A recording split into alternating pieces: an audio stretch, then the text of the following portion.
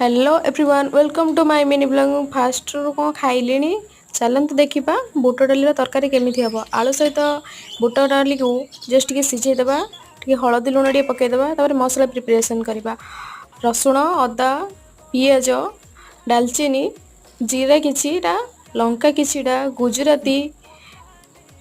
बास एतिकी आउ किसी दरकार नहीं ग्राइंडिंग कर देकी किसी पत्र तापर किसी टमाटो सिझी सारा पर आलू गुड़ा काढ़ी छड़े देथिबा तापर तेल पकईकी मसला गुड़ा ढालीदेवा तापर किसी टमाटर पकईदेवा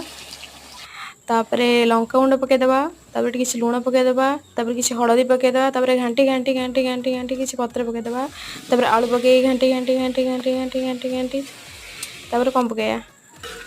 ये मसला गुड़ा जो रही बुट डाली से गुड़ा पकईदेवा तापर रेडी हो गला बुट डाली तड़का।